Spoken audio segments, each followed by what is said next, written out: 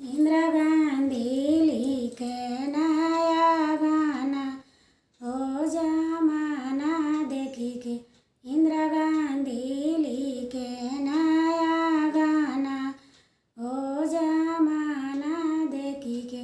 बागो में लिखनी बगीचो में लिखनी, निबुला पर मारेली निशाना, ओ जमाना देखी के। निबुला पर मारेली निशाना, ओ जमाना देखी के। इंदिरा गांधी लिखे नया गाना, ओ जमाना देखी के। कौन पर लिखनी जगतियो पर लिखली, गाड़ीला पर मारेली